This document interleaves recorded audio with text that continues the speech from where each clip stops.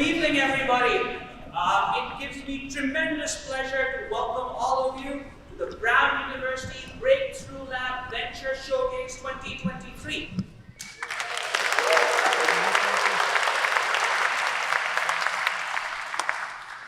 Thank you so much to all of you that took time out of your Thursday evening to be with us, and a very special welcome to all of our friends and supporters that are joining us on the live stream from all corners of the world.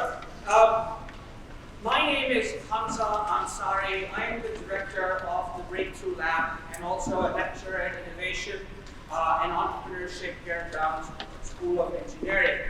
We are here tonight to celebrate the achievements of a really incredible group of entrepreneurs and problem solvers who are excited to share their ventures with you tonight. Let me first begin by introducing you to the Breakthrough Lab, run out of the Center for Entrepreneurship. B-Lab is... I'm loud enough as it is, so I think this will be helpful. Thank you. Alrighty, so this is probably louder. Well, B-Lab is a venture accelerator program for Brown and RISD students solving big, meaningful problems. We're different than some of the accelerators that you may be used to in that while we do prioritize and foster the creation of high growth ventures that solve big problems and can create impact at scale, we really hold near and dear to us the educational experience of our students. And I've personally had an incredible summer getting to know them, working with them, and watching them grow personally and professionally. B-Lab is now in its 9th year. Yeah, 9 years. Thank you. And in these 9 years, we have accelerated approximately 130 ventures and trained upwards of 270 entrepreneurs. Many of our ventures are still going strong, and they continue to solve large, meaningful problems in the world. And many of them are here with us tonight. So if you're a B-Lab alum, welcome back. What you'll see tonight, ladies and gentlemen, is a parade of ventures. We have 14 teams presenting tonight. Each of them has identified a unique opportunity, an unmet need, or a big problem in the world that they want to solve. These aren't really expected to be investor pitches, in that you're not really going to see complex 5-year pro formas or personnel plans or complicated break-even analyses. Rather, you can expect the teams to convince you that they've found and validated an unmet need and that they have a credible plan to address that need through the creation of a scalable and sustainable startup venture. These presentations are supposed to be 5 minutes long. They're not really going to be 5 minutes. But we promise we will try to get them as close to 5 minutes as possible. Yeah. So the order of tonight is that we'll have the entrepreneurs share the ventures with you in rapid succession. So I'm going to go off the stage, and you're not going to hear from me till the end of the night. So with that, let's get the party started. So ladies and gentlemen, please give it up for Anne-Marie from Ari's Beauty House. Came to win, to fight, to conquer, to thrive. I came to win, to survive. Hello, everybody. My name is Anne-Marie Naiga, and I'm the founder and CEO of Ari's Beauty House. In America today, Black consumers are 3 times more likely to be dissatisfied with their options for beauty and skincare products. And to put it in perspective, that is 13.9% of the population, or 45 million people. That is the average size of a country in Africa or in South America. Beauty supply stores today only have less than 2% of shelf space for beauty supply products that are targeted for Black people. So to me, a beauty supply store like Sephora does not cut it. I have to go to multiple different stores. On top of that, I live in Boston, which is one of the biggest metropolitan areas, and I still have to drive 42 minutes. Now, I have access to a beauty supply store, I have a car, and I know where to look for products. That's not the case for many people. Additionally, it's a health and safety issue. So if I choose to use the products on the shelves, I can't guarantee what I'm going to get. And the picture you see in the center, that's a picture of my scalp with my hair broken based on using products that I could find on the shelf. So it took me a while to find what works and vendors that work for me. And then on top of that, there's a discrimination issue all the way from the late 1980s, where Black women were forced to cover up their hair because they were not allowed to show it, up until today where we have the Crown Act, which is a law that was signed by Congress to stop discrimination based on hairstyles for Black people in the workplace. And so we are an underserved yet powerful group. In 2022 alone, Black people spent $92.7 billion on beauty supply products. And these are products that they're using, products that they're throwing away, and products that might help or not. And so with all of that, the purchasing power for Black people is set to reach $1.8 trillion by next year. So the market is there. The people want to buy the products. They're just not getting into the right hands. And there's a lot that's lost in translation. And so this brings us to Ari's Beauty House, which was established in 2019, where we're reimagining the beauty shopping experiences for Black women and men. At Ari's Beauty House, we are combining expertise and product sourcing in a simple-to-use e-commerce platform, and we're also leveraging new technologies that will help people make better choices, give them access to industry expertise, and also let them know that there are other options, not just what is in the stores today. And so our vision is equity and inclusivity in beauty commerce. The picture you see right now, all these people identify as Black people, but they all have different skin routines. Their hair is all different, which requires different products. And so this brings us to equity. Yes, we can be all equal, but beauty is very individualized. It's very unique. We go through different stages in our lives. We go through changes, between puberty, adulthood. We move from a warmer climate to a colder climate. And so there's so many conditions that are not being addressed within the beauty space today and within beauty commerce. And so how we make money, so currently we are using the wholesale purchase model where we buy products at wholesale and white label them, and this also helps with quality control. Part of being a beauty supply store for Black people is making sure that we have products that have good quality ingredients and that actually work and are not causing damage. And so the wholesale purchase model helps us, and currently we're at 17% COGS, making about a 70% profit. And then we have the retail experience, which goes into an intuitive e-commerce platform using technologies like myperfait.com that takes a perfect image of your scalp and will help you pick out what type of hairstyles, wigs, and what products you need. And then also pop-ups and brick and mortar stores. And so we're also piloting the membership model at the end of this year and the beginning of next year, where our customers can decide to become members. This gives them access to industry expertise. So naturally in the Black community, we have a very, very limited number of Black beauty experts, and so being able to host them on a platform where people can reach them is something that we care really about, and that's where our membership model comes in. And so meet the team. I'm the founder and CEO. I'm currently at Brown, working in the Masters of Technology Leadership program, as well as I've been working on Ari's Beauty House since 2019. So I've tested the market, I've done my customer research, I have feedback and reviews, and then all together combined with the team, we do have 33 years of experience in beauty, retail, and in marketing. In the next 12 months, we're enhancing our e-commerce platform, adding all white labeling technology and making sure that our customers know how to navigate the website, know where to find things, and also adding localized sections of the platform because we understand there's Black people everywhere else besides the United States. So we want someone in London, someone in Brazil to be able to access the platform. And then we are creating new product lines. Currently, we're focusing on everything from the neck up, because that is the first thing that people look at: your face, your skin, your hair, your eyes. So that's where we're working on and creating new vendor partnerships. Again, we want to bring in industry expertise. I'm one person and I only have a team of 4, but there's millions of people out there who understand the skin, who have gone to school, who know the biology and the technology. And then better tasting the membership offering, just like I mentioned earlier, making sure we can actually fulfill the orders. For example, there's some people in the winter, if they don't use a certain oil blend, their skin cracks. And that's something that Black people experience because it's really dry. So being able to get quality products out on a monthly basis is something we want to test. And then we'll be doing more pop-up shops, and we'll also be attending more conferences and events just to acquire more customers and talk to more people in the space.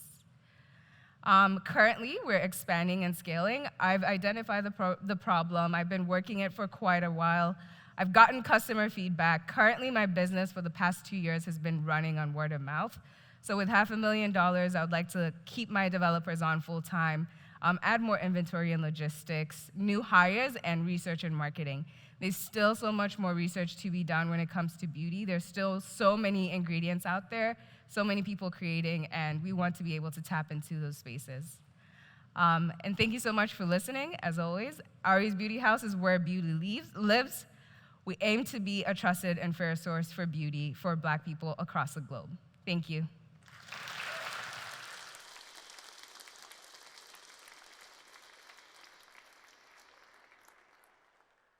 Lately, I've been moving close to the edge. Still be looking my best. I stay on the beat, you can count on me. I ain't missing no steps. 'Cause every romance shakes and it bends. Don't give a damn.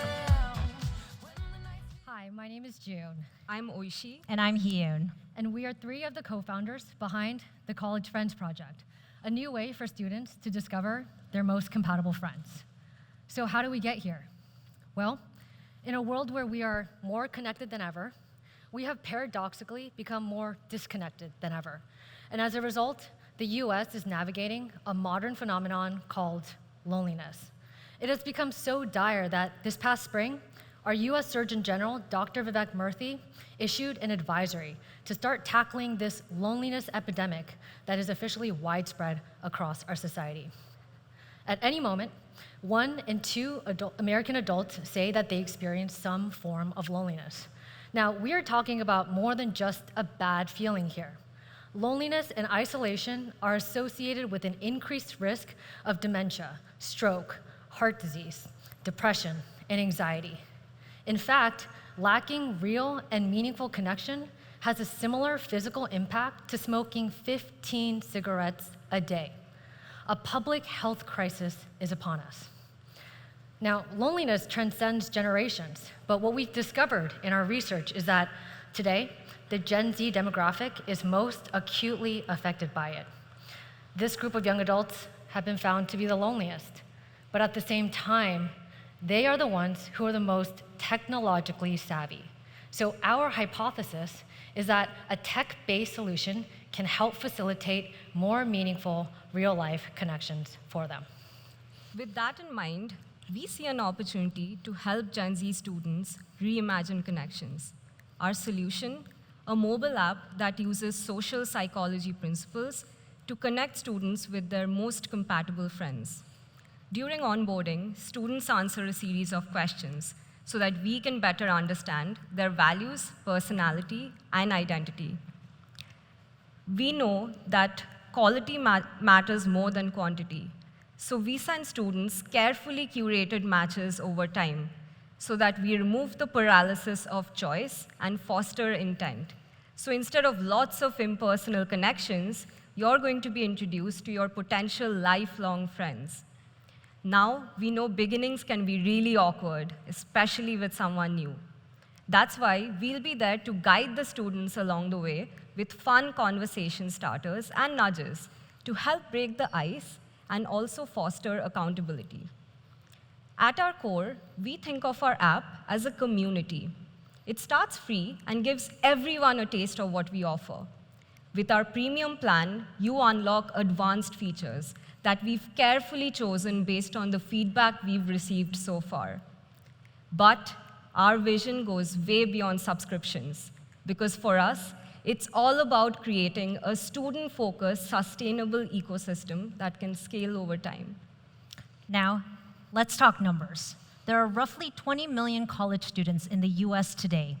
If all of them subscribe to the College Friends Project, we're looking at a total addressable market of $2.4 billion. From there, if we hone in on students at large universities, who, by the way, are more susceptible to feeling lonely, we're looking at a realistic market size of $350 million to start. Today, friendship apps are limited by design. They're either small in network or they lack depth in connection. This presents a blue ocean opportunity for us to redefine how meaningful friendships are created at scale. To validate this idea, we launched a pilot at UCLA this past summer.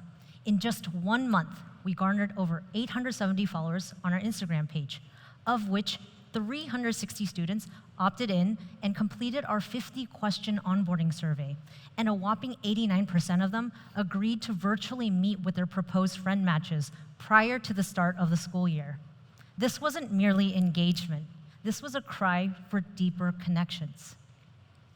Needless to say, we've been humbled by the positive reception. Comments from students like Nicole, who said, "I'm so appreciative of whoever decided to start this." Or from Brandon, who said, "I love the idea, and I'm really looking forward to meeting my people." It's clear that we've struck a chord. So, why us? Well, we're 4 human beings who know a thing or two about building tech products that enrich lives, and we're now working toward bringing the same rigor and caliber to the friendship space. Our current game plan is to finalize our website and the next iteration of our matching algorithm. We then plan to source as much student feedback over the coming months to better inform our MVP and ultimately launch our open beta come the new year. All in all, we're not creating just another app. We are starting a movement. We're here to mend the fabric of social connection that has been torn apart by the digital age. Follow us on our journey, and together, let's reimagine friendships. Thank you. Thank you.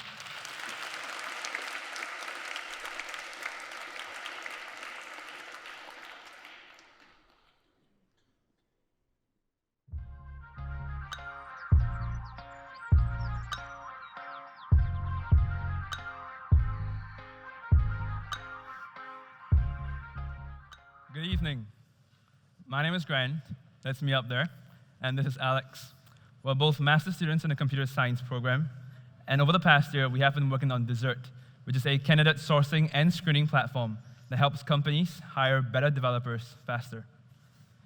In addition to us, there's also Abhijit, our third co-founder. He's a software engineer right now at Visa, and he's currently based in Singapore. There are a couple of things that we like to say that we share in common with each other. The first is that we're all software engineers. And the second is that we all hate the process of applying to jobs as software engineers. To give you a bit more context, there is an abundance of software developers right now in the United States. Right? There's also tons of tech job listings that are available for these software developers. Yet, we're still hearing software developers complain that they're having a tough time applying to jobs. And we're also hearing companies saying that they're unable to find a good engineer to fill those positions. So what on earth is going on? Turns out it's just simple economics. You see, there is supply and there is demand of tech talent, but they're not meeting because the market's not efficient.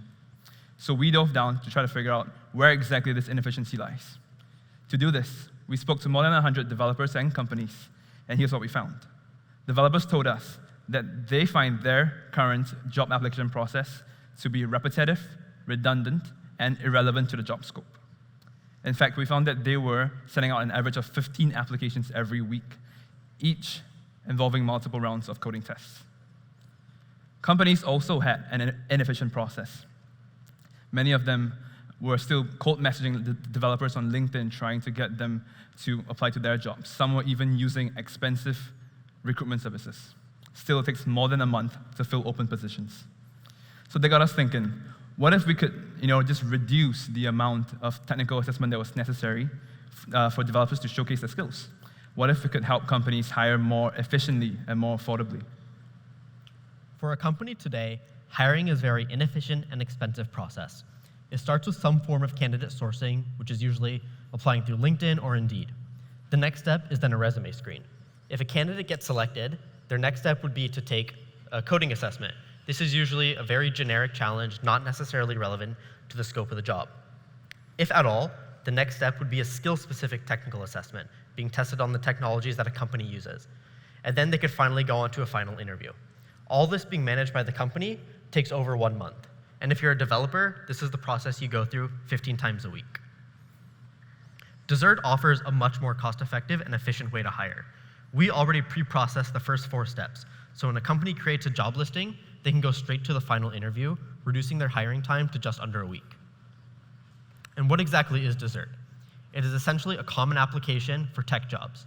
So developers demonstrate their skills using our standardized certification tests, and once their tests have been scored and evaluated, they become added to our certified talent pool.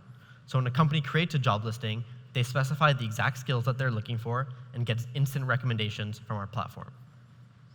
So more of the features that we offer are standardized certification tests, which are proctored, realistic, and role-based to accurately reflect the day-to-day job of an engineer. Pathways build upon this by organizing skills into a job role. We will also offer value and personality assessments because a company doesn't just want a good engineer, they want a great team member. For companies that have less hiring experience or maybe they don't have a technical member on their staff, we will also give them hiring guidance to ensure that they're making the right choice. And one other feature we're very excited about are organizing hackathons and datathons in collaboration with companies to have a more open-ended way for developers to demonstrate their skills. And we understand that tech hiring is a crowded market. There are a lot of screening companies and there are a lot of sourcing companies. However, Desert is vertically integrated by being both a sourcing and screening platform.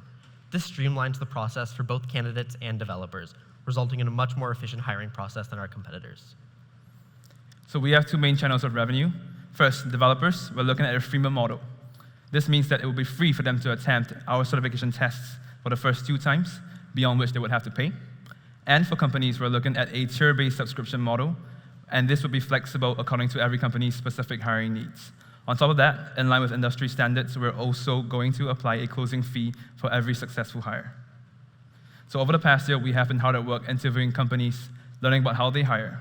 And we're excited to say that we have begun building our product, which would initially focus on data science skills, which are very much in demand right now, as we all know. Well, early next year, we're looking forward to reaching out to startups who have expressed their interest to us, that they want to co-create the product with us. And beyond that, we're looking to scale up and assess more skills. We're constantly trying to connect with more recruitment experts, accelerators, and VCs who are helping their portfolio companies hire, the companies themselves, of course, and developers who are simply just trying to get a job. And so if you identify as any of these, or if you simply want to help build Desert, we'd love to reach out to you. And please scan the QR code up there or the website, or come speak to us at the reception later on, and we'd love to share more. And with that, thank you so much, and have a great evening.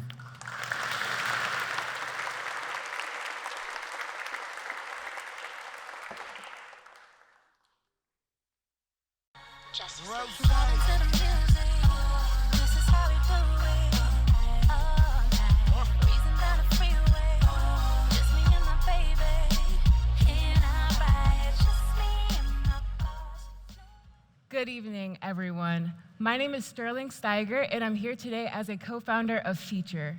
Feature is a matching platform and booking management system for musicians and venues. We're like the Airbnb of the live music space. We connect ready-to-perform musicians with ready-to-host performance venues. Now, music is a relationships business. There are 33.5 million musicians and 30,000 venues in the United States. However, many face booking challenges across the entire spectrum. Feature is an innovative solution that streamlines the booking management process through Community. And our solution is projected to generate $285 million in revenue in year 5. This is a massive opportunity. After interviewing nearly 100 musicians and industry professionals, we found that the depths of this challenge lies within the email inbox. On one hand, musicians can spend up to 10 hours per week cold emailing venues for the chance to perform without getting a response. On the other side, performance venues can go up to 2 weeks without hosting a single performance, even when this is their primary revenue stream. Secondarily, we also found that it is a challenge for musicians to emerge into the performance space without having the right industry connections. We spent the past 8 weeks refining a solution that tackles both of these problems seamlessly. On one hand, we have a booking management system through which musicians and venues can collaborate in a shared location. On one hand, musicians can send performance requests to these venues, including relevant metrics such as their past performance experience and their number of streams. On the other side, booking managers can approve and schedule these performances with just a few clicks. We've also developed a matching platform through which musicians can indicate their collaborative preferences and find musicians in their communities that match them. The US live music market currently resides at $2.5 billion, and we reasonably believe that we can capture a market of $183 million. This is a massive opportunity. We have identified Quadio, SoundBetter, Vamper, and Bandsintown as our primary competitors in the music networking space. Unlike these players, we create a robust ecosystem of musicians and venues on the local level. And not only do we provide a community, we also provide musicians with a direct pathway to elevate their careers with performance opportunities. Feature is a platform that is a two-sided marketplace operating on a subscription model. On Feature, artists, musicians can join our community tier to access their collaborative matches, and when they're ready to perform, they can join our booking management tier and engage directly with the booking managers of venues. On Feature Business, these booking managers can look for career-oriented musicians. We are a team of musicians and have seen firsthand how relationships can either make or break dreams. We're close to this problem, and our research has demonstrated that we are not the only ones who face it. This past July, we launched our MVP, Feature.co, through which we've attracted users and began to learn a lot about the matching process. We're looking to raise $500,000 in pre-seed funding in the Q1 of next year to cover the costs associated with our app development and growth strategy. We're poised to generate $285 million in year 5, not only through our application, but also through hosting Feature-branded events and giving our booking services to other businesses, such as recording studios. So far, we have been in talks with the organizations that you see here, and in the next 3 quarters, we plan to aggressively seek out other industry partnerships in multiple geographic locations to help us expand our market reach. Again, music is a relationships business, and we are here to solve this problem for the 33.5 million musicians who may be unsuccessfully competing for performance opportunities in this relationships-based industry. We are an innovative solution that solves this booking management crisis through community. We are raising $500,000 in pre-seed funding in Q1 of next year, and we're also looking for industry mentors and software developers who are interested in joining us in our mission to create true social impact in the music industry. To our musicians out there, let Feature get you featured. Thank you.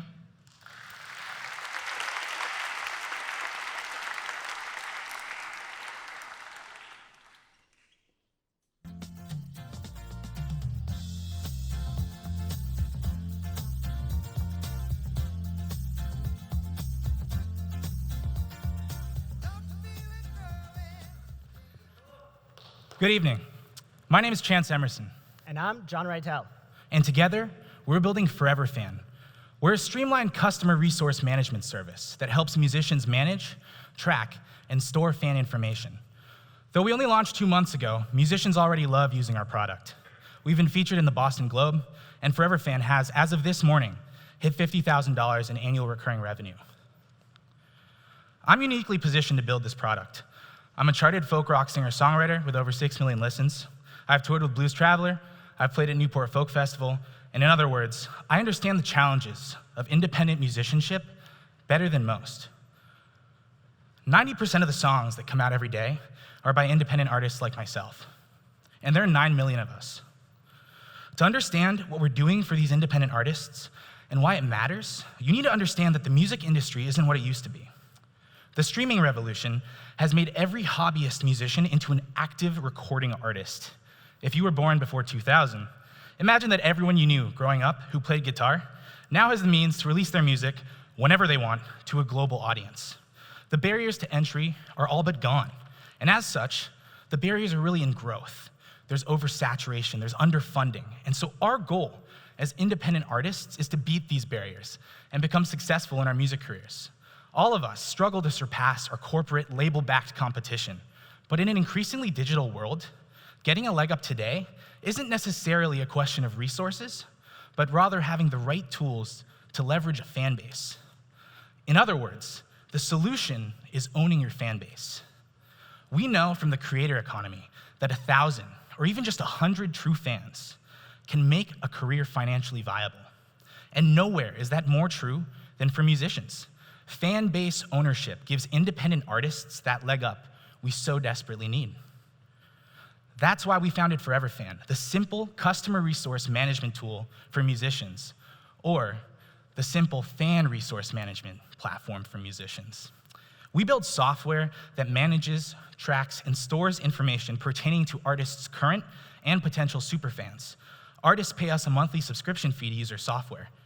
In the same way a clothing retailer might track when a customer buys from an online store, or goes into a brick and mortar shop, or opens up their email campaign, we're doing the same for independent musicians. They can track the superfan journey from discovery and first listen to the first piece of merch and the 20th concert attended.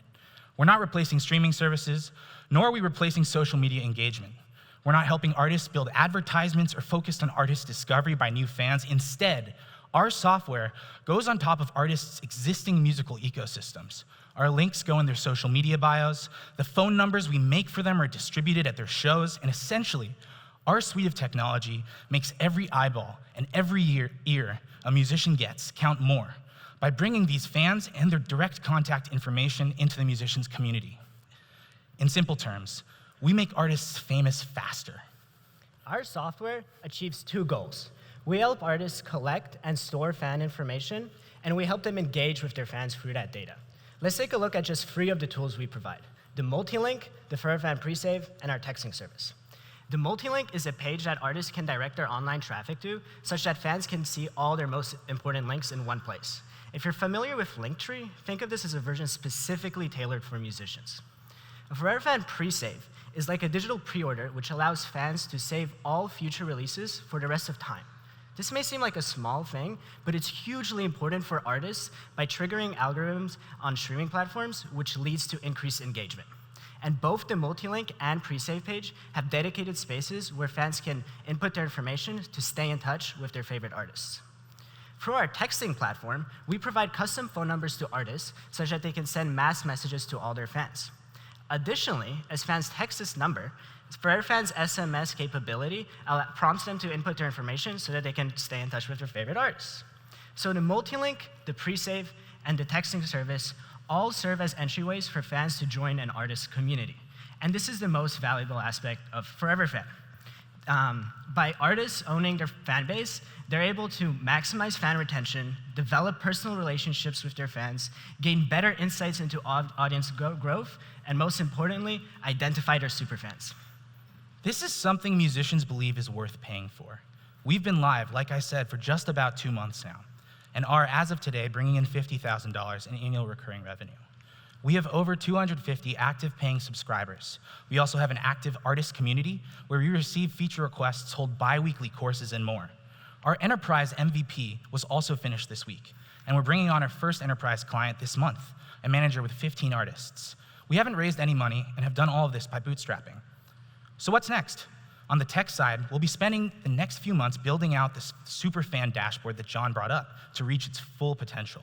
On the marketing side, we're hard at work improving our outreach to artists so we can continue our 100% month-over-month active subscriber growth, and we're expecting to hit 1,000 paying active subscribers by the end of December, or $200,000 in annual recurring revenue by the end of the year.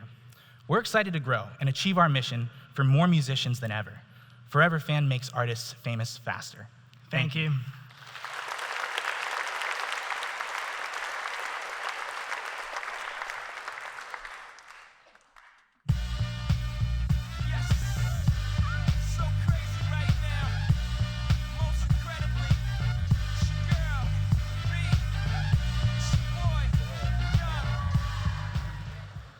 Hi, I'm Lauren Diamond. I'm Jason Pien. And I'm Alex Wick. Together, we're a team of quitters.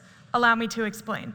We're the founders of Free Days, and we are revolutionizing the way that people quit vaping. Before diving in, I'd love to share the story of why we started this journey. My best friend started vaping 4 years ago, thinking it was harmless. Vaping became the first thing she did each morning and the last thing she did each night. She always said that she had total control over her nicotine consumption, that she could stop vaping at any moment. But when her doctor insisted that she stop vaping 2 months prior to an upcoming surgery, she was unable to stop. She is not an anomaly. A whopping 1 in 5 young adults in the US are vaping, and the vaping industry faces a compound annual growth rate of 31%. However, CDC data shows that 70% of vape users want to quit. So, let's say you're a vapor who's desperate to quit. What are your options? Well, you could try a cold turkey approach. You might try nicotine replacement therapies such as the patch or Zins, or you could even try nicotine-free vapes. In a world where you can vape discreetly, just about anywhere, the lack of behavioral interventions on the market is astonishing. While market solutions might sound promising, a mere 5% of people who try to quit are successful. Sounds rather bleak, right? Well, let me tell you about cognitive behavioral therapy, also known as CBT. At the highest level, CBT helps people reframe the negative thoughts that both drive and contribute to their vaping habit. It's a scientifically proven method to treat addiction, most notably traditional smoking. While it is by far the most effective way of treatment, it is both time-consuming and extraordinarily expensive. The best solution shouldn't be the least accessible. That's why we built Free Days, an app that delivers CBT-based coaching designed for vape users at a fraction of the cost. We're working with best-in-class psychologists such as Dr. Justin Carodi to develop the 4 core components of our mobile solution: a personalized quit plan, a digital quit coach, learning modules, and a supportive community space. It's discreet, easy, accessible. And to show you how it all works, I'd like to give you a little example. Meet Oscar. Oscar started vaping in high school, and he's tried to quit 8 times, but always gives in to cravings during periods of high academic stress. For Oscar, he wants to quit to boost his athletic performance. When Oscar first logs into Free Days, he's asked an initial series of questions that gets to the root of his individual habits and triggers. Based on his responses, Free Days develops a personalized quit plan to help him wean off his dependence. Now, imagine it's a few weeks into the program and Oscar's having a really strong craving while studying for an exam. He opens Free Days to seek immediate live support from his digital quit coach. This quit coach, an AI, trained by experts, helps Oscar walk through these cravings. Now, imagine another scenario where Oscar's having a fun time with his friends. In our situation, Oscar's 21. Each and every engagement Oscar has with his quit coach feeds into our learning modules, tailoring them to better suit each user's needs. When our algorithm learns that Oscar relies on vaping as an outlet for stress, or that he struggles going out without a vape, our learning modules will pivot to focus on stress management and how to go out without a vape. Free Days also offers in-app spaces for users like Oscar to join and form support groups. This will help reinforce his commitment to quit vaping. Here, users could talk about their victories and their challenges while they're experiencing the same thing in real time. There are 82 million vape users worldwide, and the vaping industry is set to reach a size of $190 billion by the end of this decade. As the size of the vaping market grows, so does the number of people looking to quit. At the same time, the digital health market is booming as people realize the benefits of personalized, on-demand medicine. Free Days is at the intersection of these rapidly expanding markets. Now, we're considering 2 potential models for revenue. The first is a freemium model, where users could start with basic features and subscribe to the full premium experience as they see the value. The second idea is to responsibly share anonymized user data. This isn't just a business decision. It's a way to amplify the impact of our mission. Both of these approaches are scalable and designed to maximize the market opportunity. Our mission is to eliminate vaping across the globe, starting with college students. To accomplish this, we'll partner with university health services, corporate wellness programs, and insurance companies, and eventually we'll branch out to tackle other addictions. As college students ourselves, we get it. We're intimately tied with our target demographic and uniquely understand the vaping experience. We're also working with therapists to build the most successful program we can for our users. Throughout B-Lab, we spoke with hundreds of vape users, became knowledgeable of this regulatory environment, and made real progress in the development of our solution. Looking ahead, we're releasing a private alpha version of our program by the end of this year. From there, we'll iteratively improve our program based on feedback as we release to more and more users, starting with college students here in Rhode Island and eventually to everyone. We're looking for more therapists and advisors to join our team. If this speaks to you, please reach out to us. We're also looking for more vape users to speak with and to test our program. If that's you, we welcome you to sign up using this QR code. We were supposed to be the generation to quit smoking. With free days, we still can be. Thank you.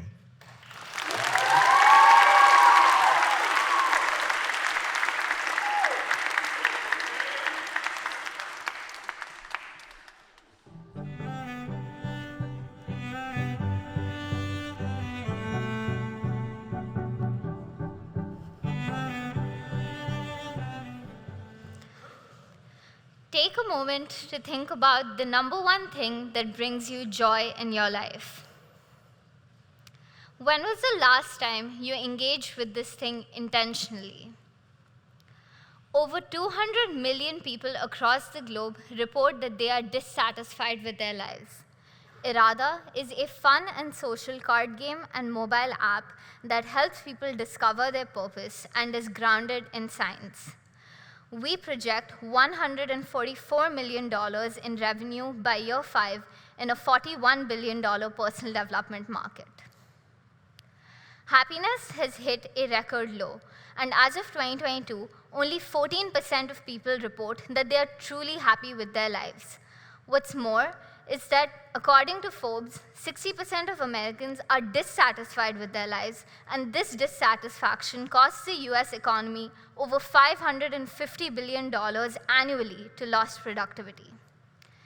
We spoke to over 50 people across all age groups, from recent grads, high schoolers, all the way to retirees, to talk to them about what truly brings them a sense of joy in their lives. And what we discovered were two factors common amongst all their answers: community and purpose.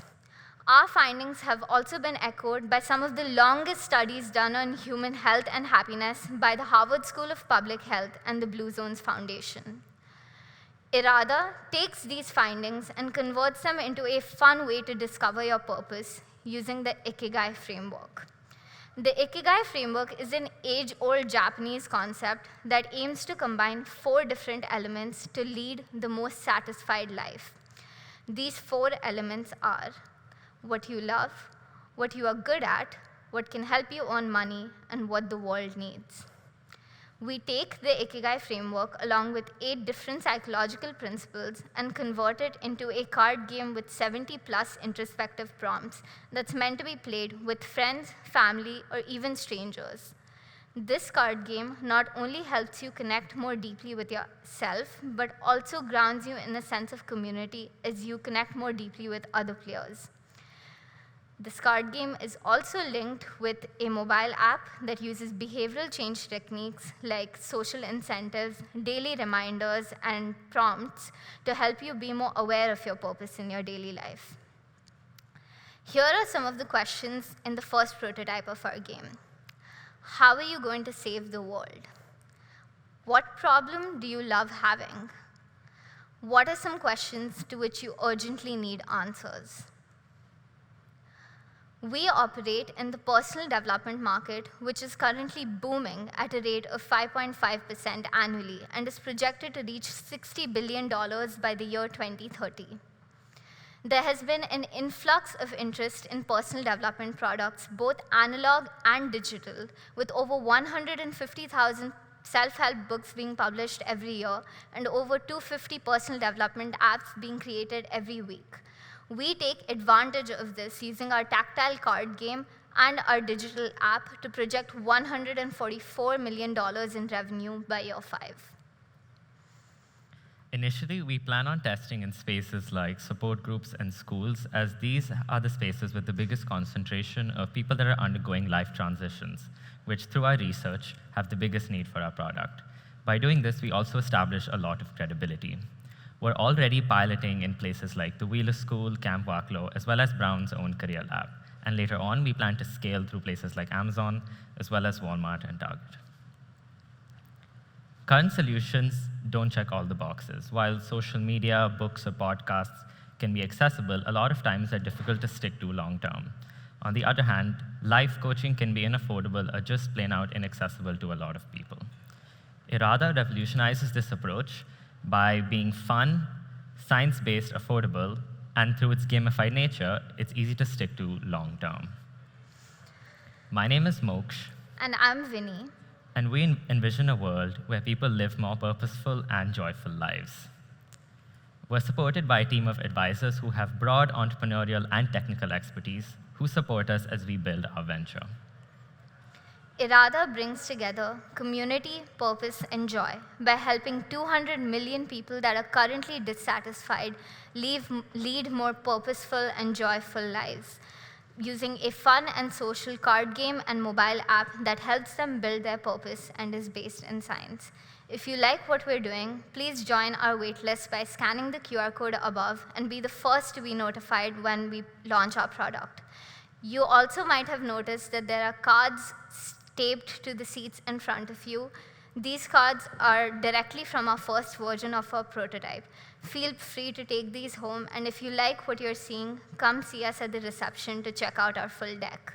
Thank you.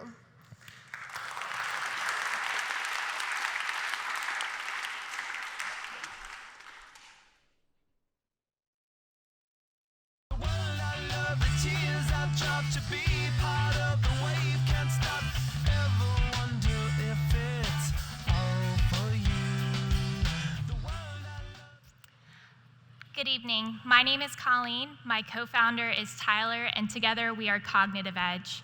We are optimizing the military's most important asset, their people. I'm the CEO and co-founder of Cognitive Edge. I was a D1 athlete, have my MBA, and have over 10 years experience in business and technology. Tyler is the COO and subject matter expert with over 15 years experience in the military. He was the chief instructor at the Marine Special Operations Training Center, where he received numerous awards for his methodologies on instruction, which we have now incorporated into Cognitive Edge and our solution. Technology is growing at an exponential rate, and we use it every day more and more. But what remains constant is the importance of people. For SOCOM, their 3 priorities are people, win, transform. The number one soft truth is people are more important than equipment. It's people, not the hardware, that make the critical difference.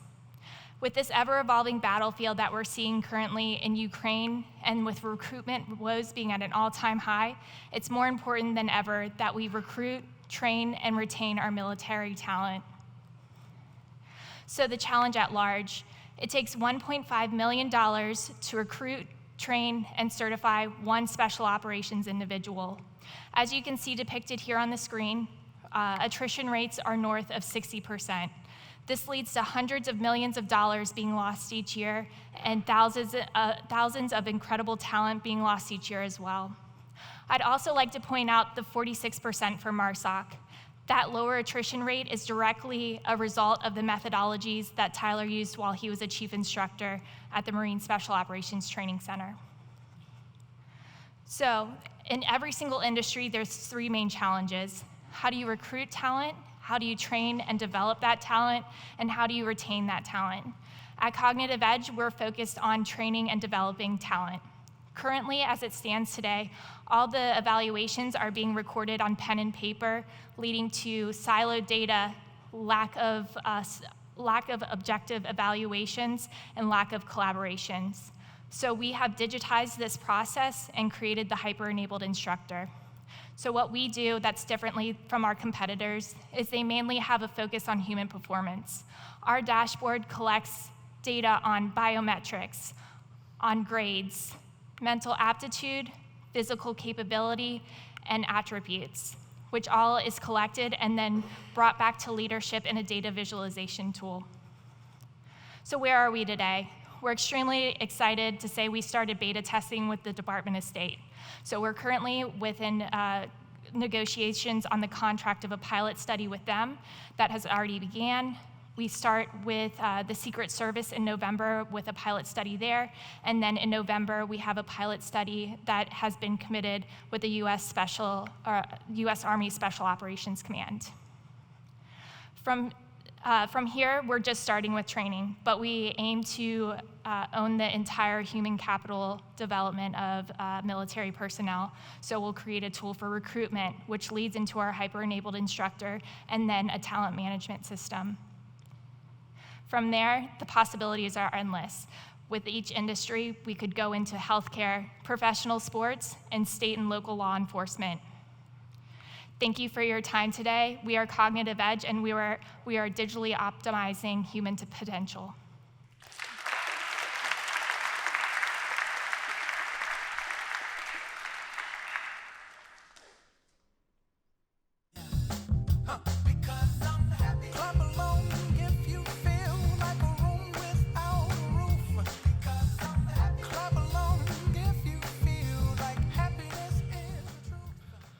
Hi, my name is Tom, and this is Brendan.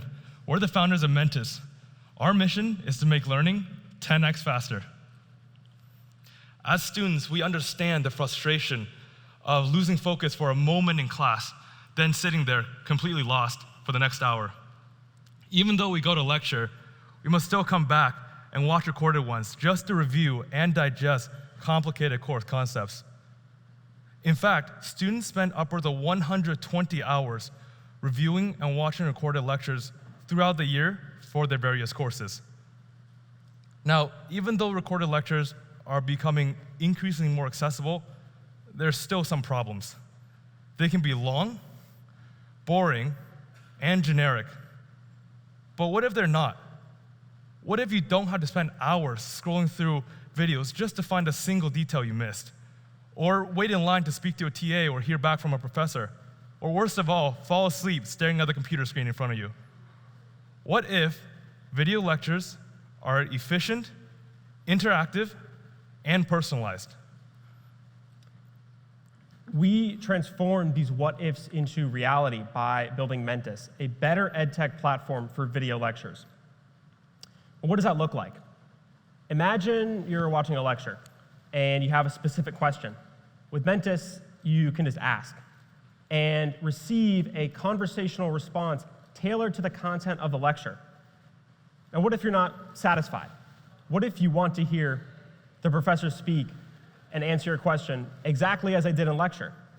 With Mentis, you can press locate and instantly navigate to the precise location within the lecture where the instructor addresses your question. Now, we've shown you the interface for our software, but under the hood, it's composed of many independent parts, which means we can support many revenue streams. We can license our software directly to universities. We can charge creators to host their courses on our platform.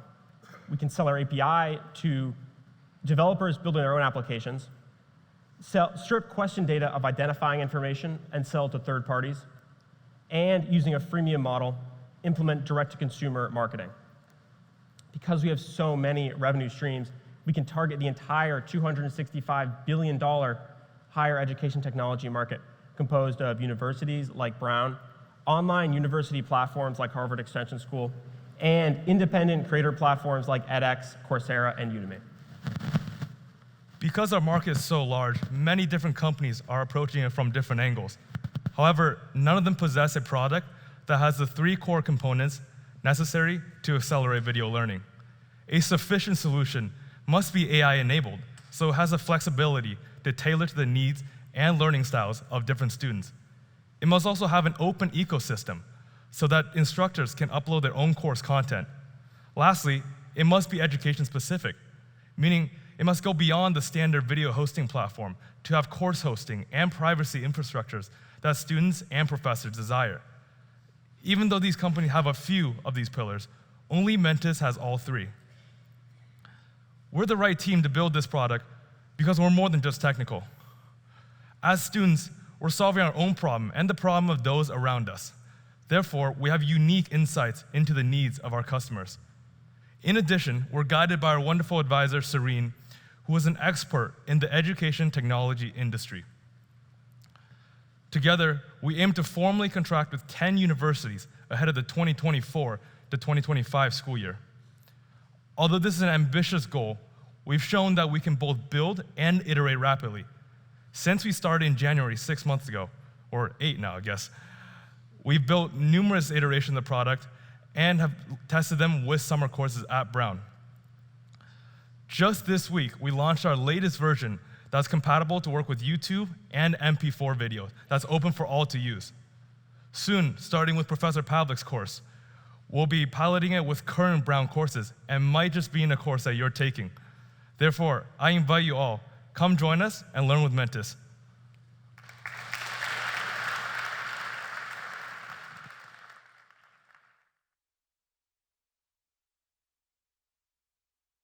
The horses are coming, so you better run. Run fast for your mother, run fast for your father, run for your Good evening, everyone. My name is Quinn. Unfortunately, a few hours ago, I learned that my co-founder and our CEO, James, would not be able to present his portion of the pitch tonight, so I'll be covering that. Regardless, James and I are the co-founders of Perplex, and our mission is to personalize STEM education for every high schooler. Many of you in the audience may have experienced a course that hasn't gone as you planned. There are many reasons that this can happen. For instance, you may not click with a specific professor. You may be missing core prerequisites that are required to pass the course. Or something may happen and you may just fall behind in your work. In addition, existing resources to help you get on track often don't cut it. Textbooks can be dry, intimidating, and don't adapt to your individual level. Google can surface incorrect information or inappropriate results that aren't at your level. And Khan Academy, while a great platform, struggles to offer the challenging exercises that are required to promote deep learning. James and I met when we were randomly assigned as college roommates 2 years ago. And over the last 18 months, we've been developing Perplex to solve these problems. We started out targeting the university market, but we faced roadblocks, such as long sales cycles and regulations when selling direct to universities, and generally low student interest and small budgets when selling direct to students.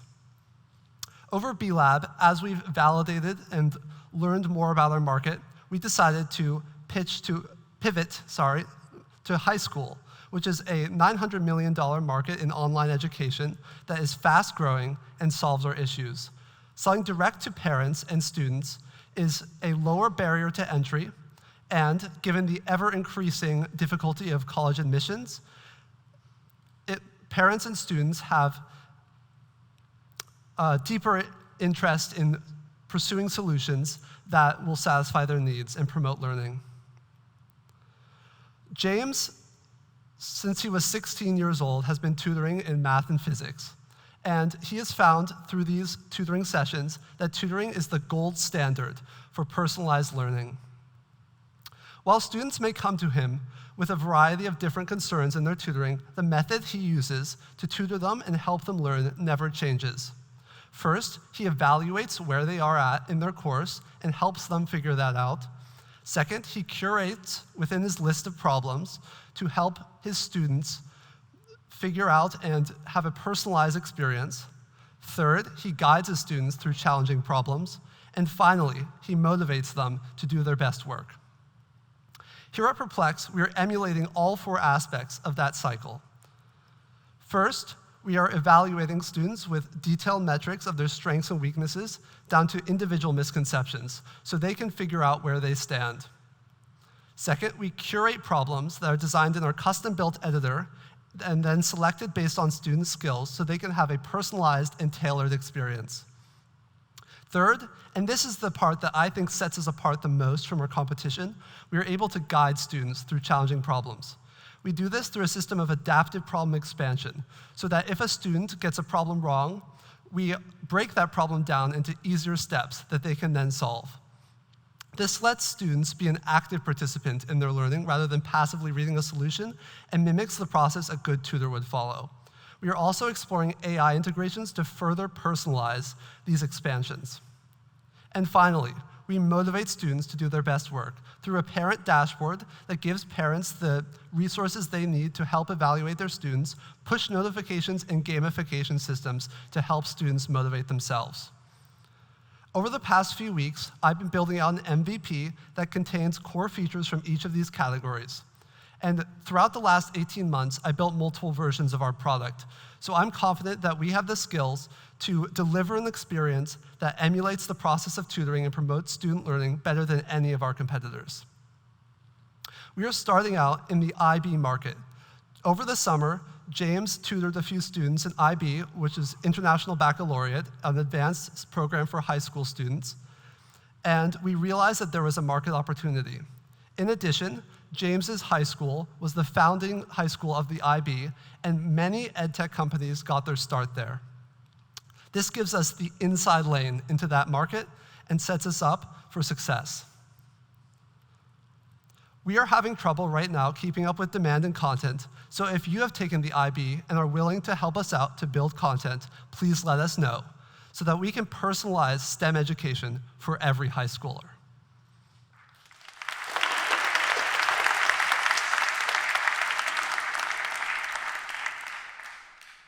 Not live to see our glory. I may not live to see our glory, but I've seen wonders great and small. I've seen wonders great and small. Cause if the tomcat can get married, if Alexander can get married. Hi, my name is Viola, and I'm the founder of Plan My City. We are a nonprofit, and we help citizens eligible for social services get what they need by making social service applications easier to navigate. And we need to do this because right now, these applications processes are really long and cumbersome, resulting in people not receiving the benefits that they qualify for. So the idea emerged when I spent the entire summer working in Boston Mayor's Housing Innovation Lab within the Mayor's Office of Housing. And I witnessed firsthand the challenges that Boston residents face when trying to navigate the affordable housing lottery. I identified a need for a more intuitive and straightforward process. Let me show you.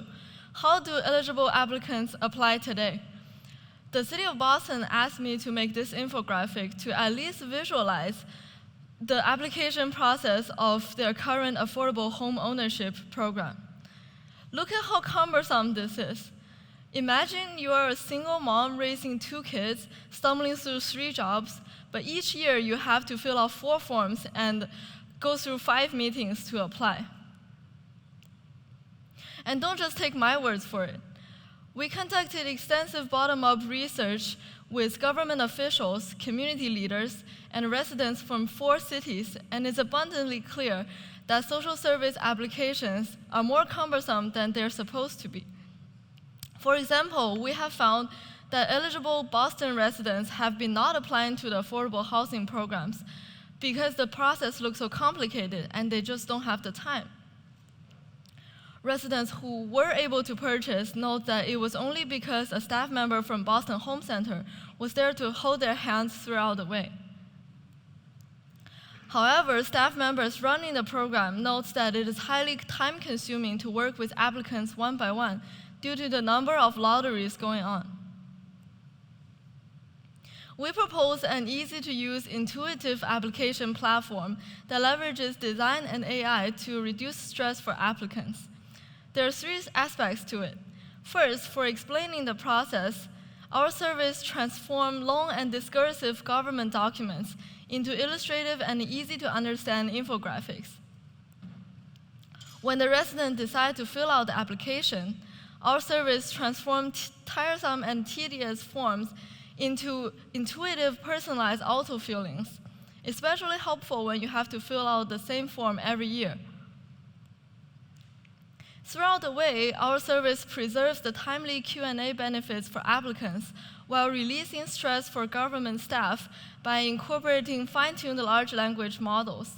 While there are other apps such as GoFormZ that allow you to digitize forms, they are not specifically designed for social services, while we get your questions answered just like a staff member is always by your side. And it doesn't just stop at housing. Our research shows that people having difficulty applying for affordable housing also have difficulty applying to other social services. We have heard stories from people experiencing homelessness and mental health issues trying to apply for mental health programs, and immigrant moms who don't quite speak English but have to navigate forms for their kids in public schools, as well as nonprofit organizations assisting people with food insecurity to apply for food stamps about just how hard it is to navigate these social service applications. So as we grow, we will expand our business to include these other applications, and we are exploring a mix of ways to generate revenue, including a freemium model with the premium price paid by city governments. Founded in September 2022, we have been researching and developing materials and process improvements for the City of Boston's affordable home ownership program. This fall, we are prototyping an app for easier housing applications, and we're looking for talented designers and developers to join us.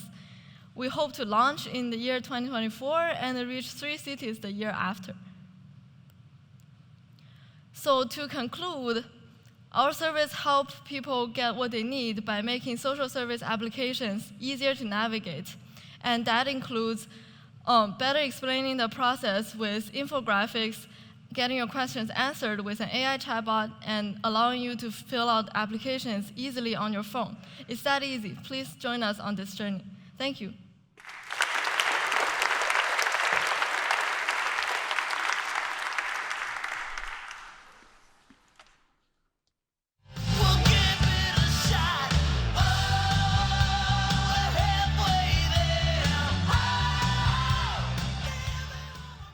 Good evening, everybody. My name is Sam Bagheri, CEO and co-founder of Rezo. Rezo is an AI-empowered workflow management tool to support arbitrators and mediators work more efficiently, decrease data risk, and cut down the time it takes to reach a settlement. For those not familiar, arbitration and mediation are the faster, cheaper, and more discreet alternatives to the traditional practice of litigation. The team is comprised of myself. I have 6 years of finance and management consulting experience, and my co-founder, Ralph Basamra, who most recently was a software engineer at Palantir. We are fortunate to be supported by industry and industry-adjacent experts with a multitude of experiences across international jurisdictions. At the onset, we wanted to understand the true pain points of these practitioners. We spoke to 200 individuals, and the feedback was overwhelming. They want to see more cases and make more money. And the best way to do that, to streamline the currently fragmented process. We understood that we had to go beyond our own research. We turned to publications and quickly found many trends aligning with what we heard. This research paper from Baker McKinsey highlighted the fact that over half of the respondents of this poll believe that chaotic process management is the primary driver for delays in an arbitration case. Today, on average, it takes 14 platforms and 288 days to get the job done. And with Rezo, on one platform, it only takes 30. So I can't get into the details. We don't have enough time to talk about everything that we've built up to this point, but I'd like to draw your attention to document summarization. We're working with LLMs, AI, to cut down the bulk of what these practitioners work on, the reviewing of documents. So when we think about the pillars of the legal system, we understand that it's linguistic data. And the best way for us to package the information and share the research and the summaries that we're able to break down is through a streamlined platform, which we've broken down into 2 products, Rezo Connect and Rezo Intelligence. This is a photo behind me of the platform today, and I'd love to show you a video at a different time of our prototype. So you have a basic understanding of what arbitration and mediation are, what a workflow management tool is, but it's important to understand how large the market is. Just last year, $16 billion were spent on technology in this space. And very conservatively, we believe we can take 10% up to 30% of this market share, leading to $1.6 billion, and on the high end, almost $5 billion. So why now? The 4 columns you see here are tailwinds that almost every business today is taking advantage of. I'd like to take your attention to the last 2, technology advancement and generational shift. AI is not a new concept. In fact, it's been in the legal space for about 20 years, but we haven't gotten it right yet, and the time is now. And more importantly, we're hearing from the market that the time is now. We spoke to 200 people, and they told us the same thing, and we're not the only ones. There are many legal services out there today being funded by the largest VCs because they're doing it the right way. We're not far behind. So, how are we going to enter the market? We're expecting to go through grassroots sales processes as well as attending industry events and trade shows globally and domestically. Again, you have a basic understanding of what we're doing, but it's important to understand how we plan to make money.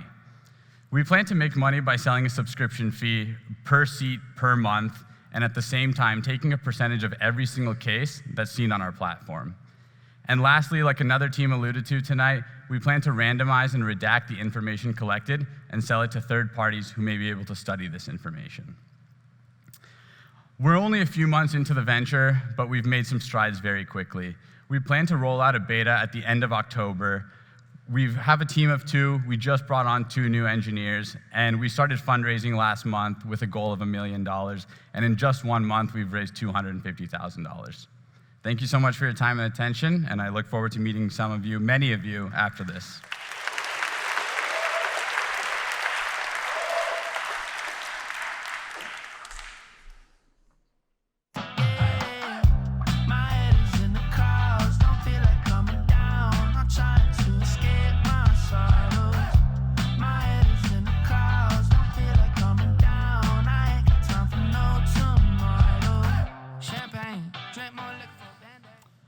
Hi, my name is Jamie. I'm currently studying computer science.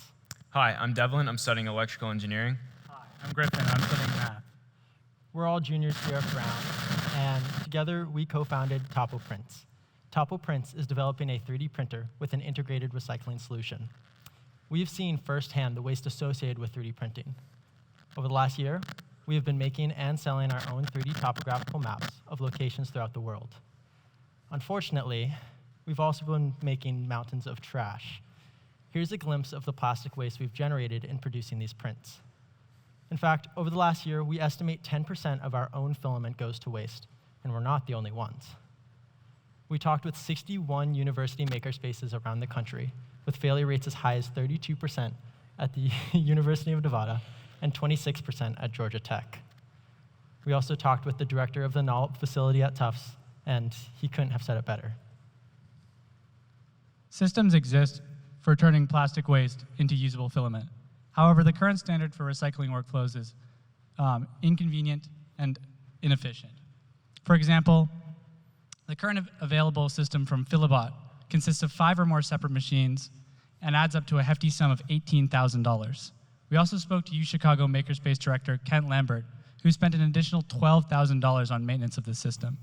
And beyond that ridiculous price point, the unfortunate truth is that many of these systems do not consistently deliver. For one, recycled filament extrusion on a scale smaller than manufacturing tends to produce material of inconsistent diameter, rendering it unusable. Because the machines on the market have this flaw, you need a dedicated human monitor ready to correct the extruder when it inevitably fails. In fact, since these systems are comprised of distinct machines, you need a whole team of staff to attend the process, moving material and toggling components by hand. To eliminate all of these problems, we'd like to combine the plastics recycling and 3D printing processes into just one machine. And to do this, we're working on a full-scale 3D printer that gives users the ability to take in recycled material. So here, just to give you a basic rundown of this model, your user would basically insert their plastic waste at the top of the machine in the hopper. It would get shredded down and dried, and then from there, from the user's perspective, it works just like a normal 3D printer. The main difference here is that our printer goes directly from that shredded material to a new 3D printed part. We're using our printer as a model to complete our alpha and beta testing, and also as a first product for our potential early adopters who've already demonstrated considerable interest. Later, we think there might be some additional opportunity in creating an attachment that can interface with many different models of FDM printers, and also in selling just our extruder system to existing 3D printer manufacturers. We've talked with 61 university makerspaces around the country, from Georgia Tech to Tufts and American University, and they want a more sustainable solution.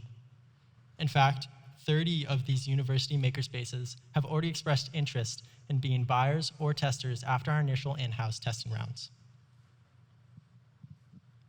For now, we're focusing on a B2B model selling to university labs and makerspaces.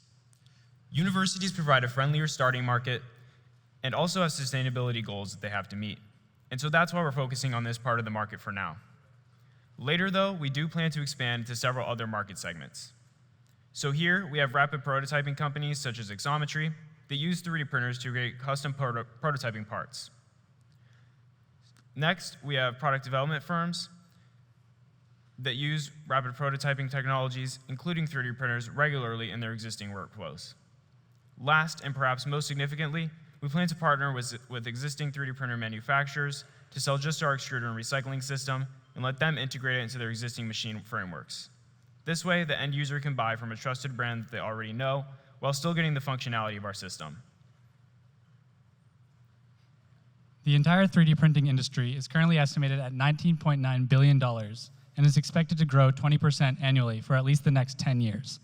Of that market, $13.5 billion are companies in education. Right now, we're looking to target an $8.4 billion market of educational spaces, which comprises nearly half of the total market.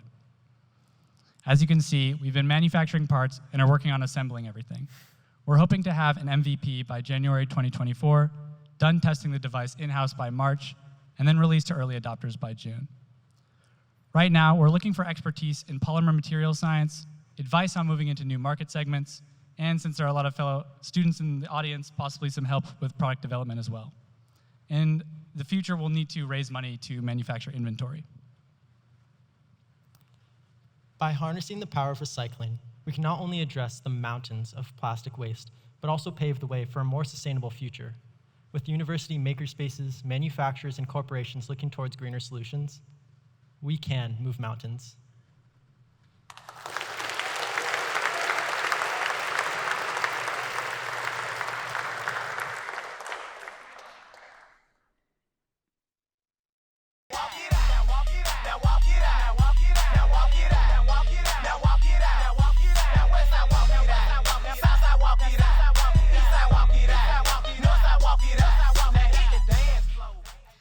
Hi everyone, my name is Paris Dior and I'm the founder of Visionaries Empowered Through Art, also known as VEDA.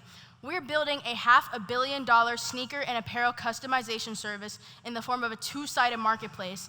This is embedded within a $26 billion industry that's growing at 13% annually. Now, show of hands, how many of you have ever gone shopping and left the store empty-handed because you couldn't find anything you wanted? Yeah. So VEDA might be a solution for you. And although a lot of companies are currently trying their hand at semi-customization, people are not satisfied at all with their options, as seen by the quote above.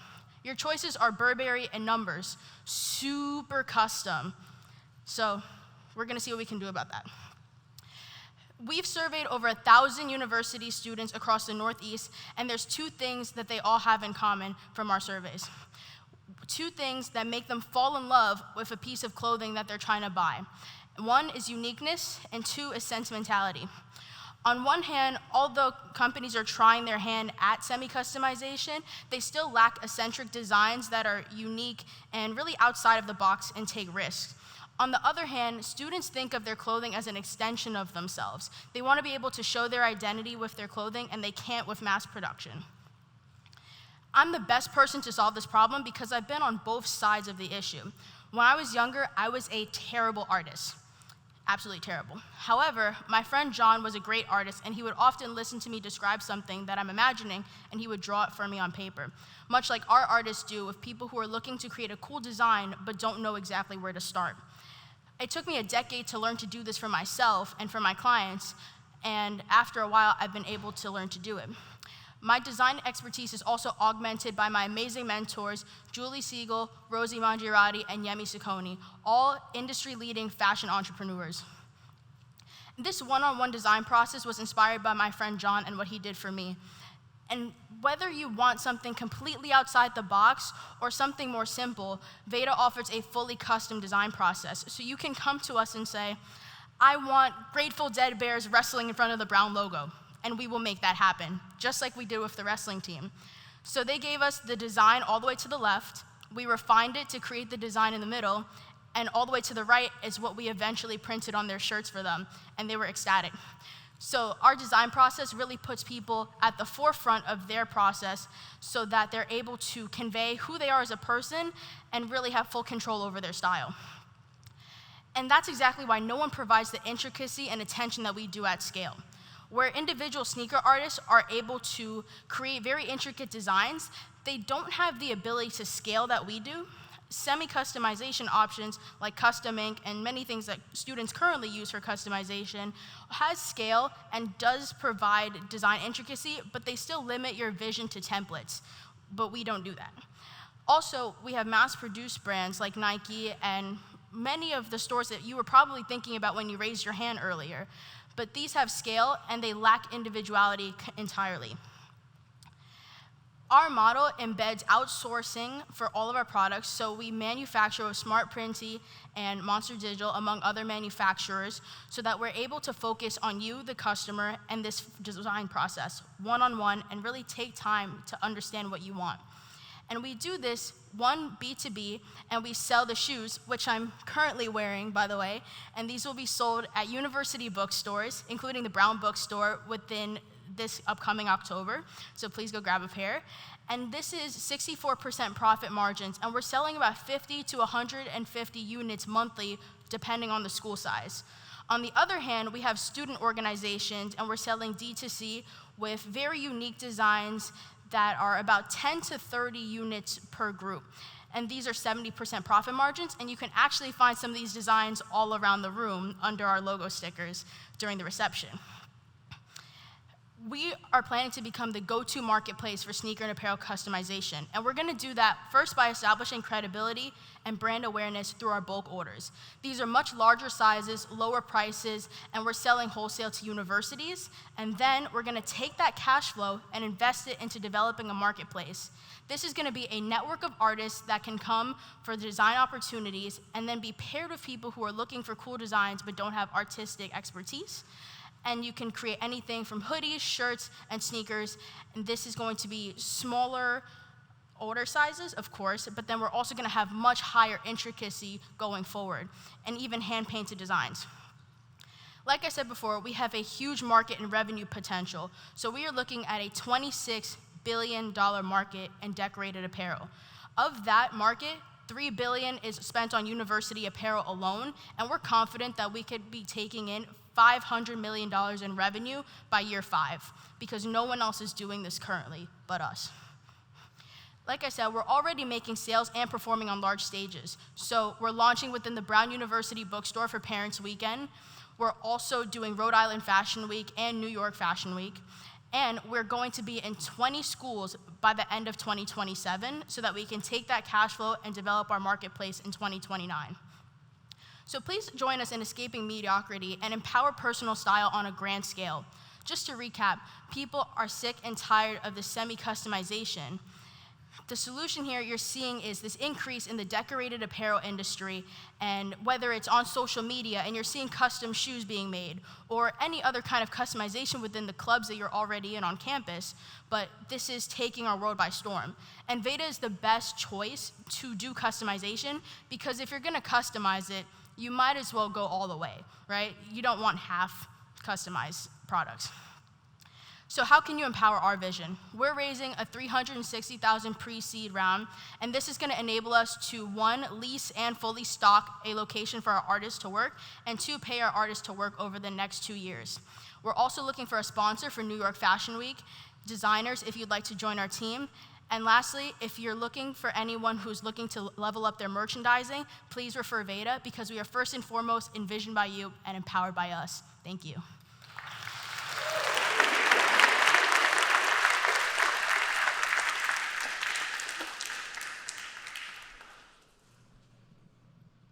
Let's give all the teams another big round of applause as I invite them to join us on the stage.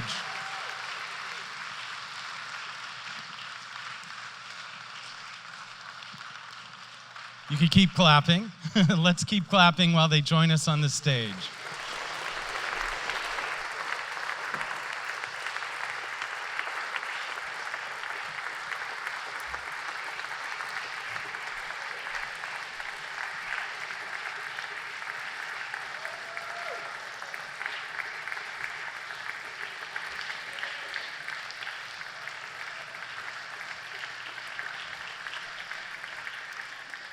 Really terrific job, everyone. Nice job with all the presentations. I'm Danny Warshay. I'm the Executive Director of the Nelson Center for Entrepreneurship. I'm so excited to be here this evening and add my welcome to all of you. This is such an amazing event. We work very closely with these students for 8 weeks over the summer. As Hamza said, for some, it was their first entree into the world of entrepreneurship. And what a remarkable achievement to come as far as they have in 8 short weeks and a little bit since then to present today. So really amazing work. We were working with them last week diligently on their slides and on their presentation, and awesome students, awesome entrepreneurs. So excellent job, and it's really a pleasure to see them present tonight. I want to ask the question that I always ask, and that is, for how many of you is this your first Nelson Center event? Raise your hand. Wow, that is a lot of you. I always ask that. I always say in our world in education, our market turns over almost 100% every 4 years. And so it's not totally surprising that for many of you, this is your first Nelson Center event. The other is that we always like seeing new influx of talent, of interest into Nelson Center activity. And so I hope this won't be your last. In fact, if any of you are not already on our email updates, there's a QR code to scan in the back on your way out, or you can go to our website, entrepreneurship.brown.edu. There you'll see all sorts of detail about the 3 buckets that I always say we execute our mission through: curricular, co-curricular, and venture support. So an unprecedented number of curricular options to learn entrepreneurship in the classroom. Our certificate program in entrepreneurship is starting to scale. And so all sorts of ways that you can get credit to study aspects of the structured process for solving problems that you see evidenced behind me among all these wonderful entrepreneurs. Co-curricular means lots of out-of-the-classroom opportunities to learn and to be turned on to the mission of entrepreneurship. I'll draw your attention to several coming up, but you can always, through our email updates and through our website, learn more detail. Next Thursday, on October 5th, our colleagues and friends at the Brown Technology Innovations Office are holding something in conjunction with Venture Cafe that they're calling Innovation Showcase. And it will be showcasing, among others, lots of technology coming out of Brown, lots of entrepreneurship coming out of Brown. And I hope you'll take an interest of that and go to the Venture Cafe website to learn more. There's a Founder Friday the day after that. One of my former students, Hudson Davis Ross, who will be speaking about his own entrepreneurship. On Family Weekend, the weekend of October 13th, we'll be holding our annual open house, and our students will be giving tours of the Nelson Center. If those of you who've raised your hand have never actually been in the Nelson Center, we encourage you to stop by the afternoon of the 13th, meet our students, understand more about our student leadership clubs, and get a tour of the center. On the weekend of October 27th to 29th, we will be very involved in the Black Alumni Reunion, and I hope many of you will participate in those activities as well. I want to draw attention to and then ask Hamza to present it to an award that we started last year when our beloved colleague, Jason Harry, stepped down as the then director of the B-Lab program. I say this both literally and, of course, metaphorically. It was a very tall order to fill some very big shoes for Hamza to step up this summer, and we really appreciate all that Hamza's done.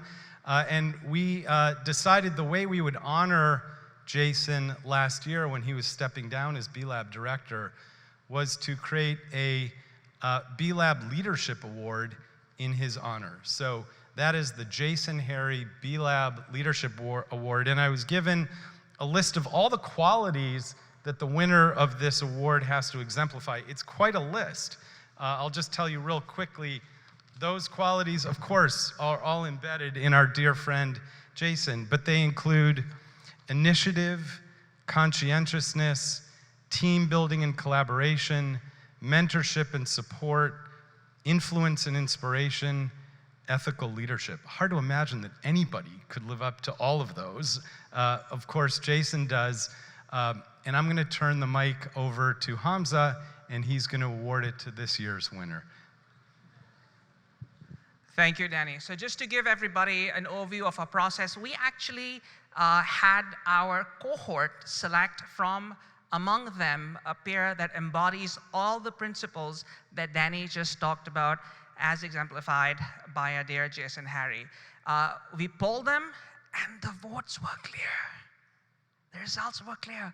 The recipient of this year's Jason Harry Leadership Award is Hyun Choi from the Friends Project.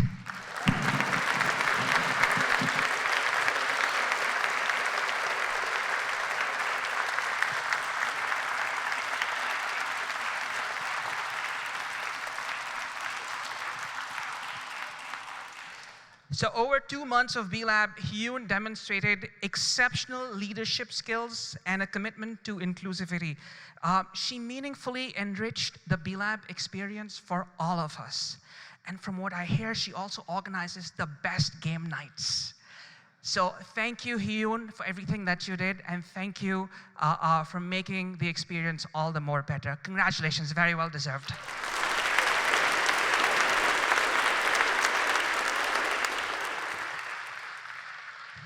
So I promise I'll keep my closing remarks quick, but before we conclude with tonight's festivities, I'd like to acknowledge a few people whose efforts were instrumental in making tonight happen. Every venture that presented today was diligently mentored by one of 4 entrepreneurs in residence. Myself and my colleague Jonas Clark were 2, but we were also fortunate to be joined by 2 Brown alums, Julie Siegel and Serene Noorali. Julie and Serene, thank you so much for taking time out of your summer and to get our ventures to where they are today. Thank you.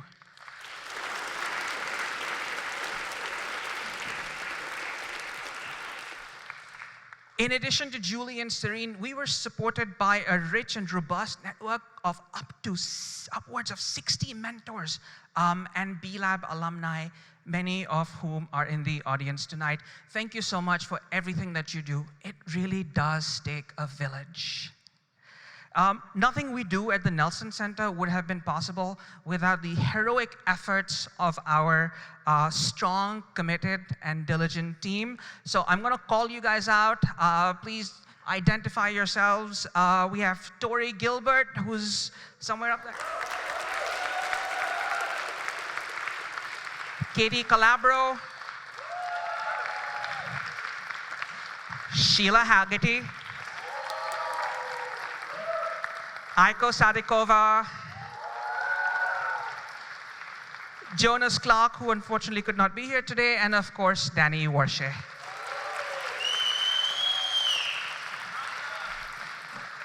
Finally, we have, I'd also like to acknowledge all the unsung heroes that made tonight possible. The folks from Brown Media Services, New England Showtime, Brown Catering, and Brown Facilities. Thank you for making sure that the light stayed on tonight. Thanks, guys.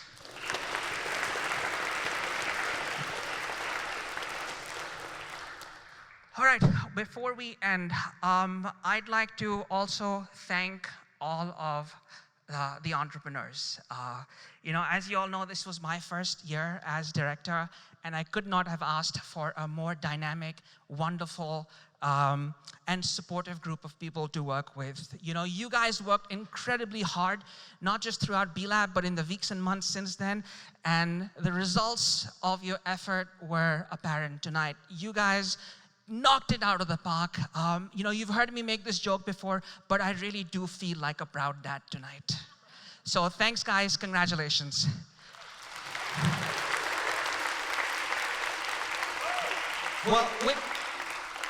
With that, ladies and gentlemen, let's wrap up tonight's program. We have open networking. I will invite people from the audience to meet with our students, to ask them questions, to give them feedback, to guide them, to direct them towards resources. The food is hot, the drinks are cold, and the students are waiting to hear from you. With that, thank you very much, everybody. Have a great night.